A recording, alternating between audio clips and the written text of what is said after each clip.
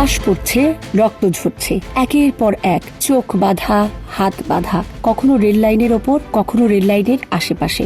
রাতে দিনে যখন তখন লাশ মিলছে, কিন্তু খুনি চক্রের সন্ধান মিলছে না। বিশেষ করে তেজগাঁও রেল স্টেশনের আশপাশ থেকে লাশ উদ্ধার হচ্ছে বেশিরভাগ লাশের চেহারা, শরীর থ্যাতলানো, আতঙ্ক চারদিকে। পুলিশ ও গোয়েন্দাদের তালিকায় তখন সন্ত্রাসীদের প্রথম নামটি ছিল নজরুলের। ছোটখাটো হ্যাংলা পাতলা গড়নের এই দুর্ধর্ষ হিটম্যানকে কখনো পুলিশ পাকড়াও করতে পারেনি। তবে একসময় বহু খুনের এই নায়ক নিজেদের মধ্যে খুনাখুনি করে প্রাণ হারায়। যাদের সঙ্গে আড্ডায় বসেছিল সেই বন্ধুদের হাতের অস্ত্রগুলোই গর্জে ওঠে হঠাৎ, আর তাদের নিশানায় ছিল সে নিজেই। জীবন অবাক না করলে কে করবে? 28% মিল্ক ফ্যাটের অবাক করার সাথে ফ্রেশ মিল্ক পাউডার। জীবন অবাক করুক প্রতিদিন। তবে তার মৃত্যু নিয়ে ভিন্ন ধরনের গল্প চালু আছে।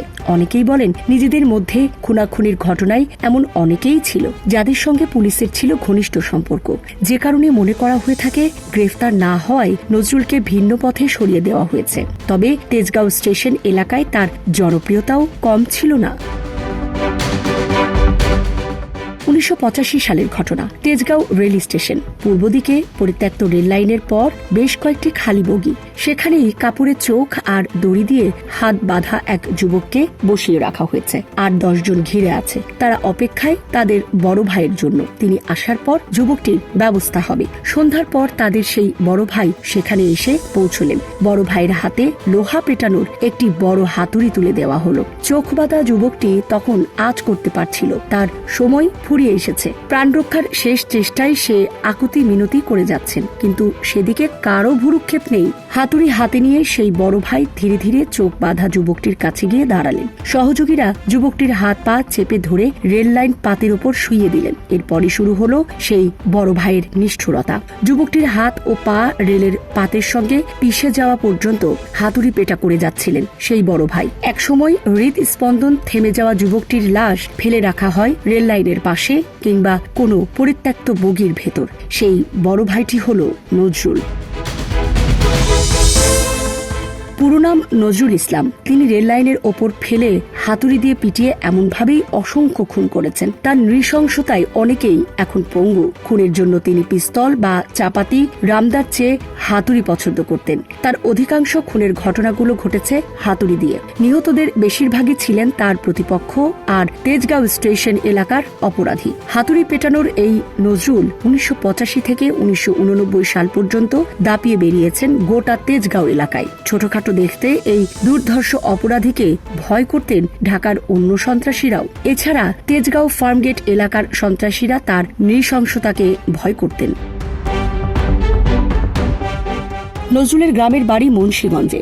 বাবা ছিলেন রেলওয়ে মাস্টার। তেজগাঁও রেলওয়ে কলোনিতে তাদের বাসা ছিল। 1986 সালে তেজগাঁও রেলওয়ে কলোনিতে নজরুলের স্কুল পড়ুয়া ছোট ভাইয়ের সঙ্গে কলোনির মাসুদের মারামারি হয়। এক পর্যায়ে একজন আরেকজনকে ছোড়া বসিয়ে দেয়। এ ঘটনার জের ধরে কলোনির লোকজন দুই ভাগে বিভক্ত হয়ে পড়েন। ধাওয়া পাল্টা ধাওয়ার ঘটনা তখন নিত্যদিনের ঘটনা।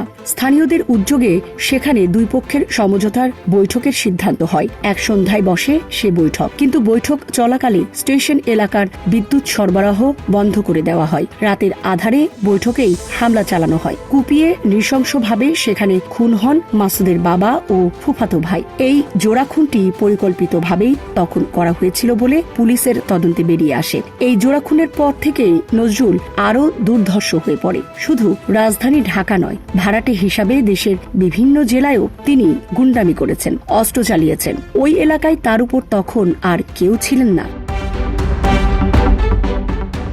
নজরুলের খুনের শিকার একজনের ছেলে হচ্ছেন মাসুদ। এই মাসুদকে কাটা রাইফেল ঠেকিয়ে গুলি চালিয়েছিল। তাকে সিঙ্গাপুর থেকে চিকিৎসা করানো হয়। এরপর থেকে তার নাম হয় ল্যাংড়া মাসুদ। আর এই মাসুদকে কাটা রাইফেল ঠেকিয়ে গুলি চালিয়েছিলেন সুইডেন আসলামের সেকেন্ড ইন কমান্ড বিপুল, যাকে পরবর্তীতে আসলাম নিজেই 2 হাত বিচ্ছিন্ন করে খুন করেন।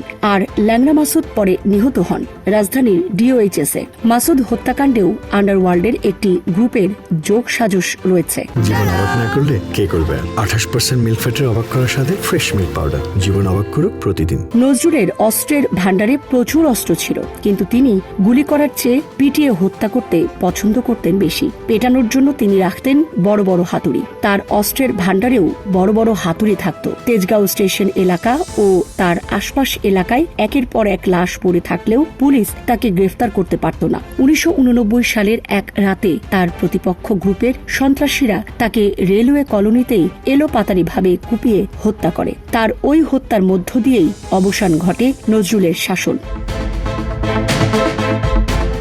সামরিনা প্রীতি, ঢাকা এক্সপ্রেস।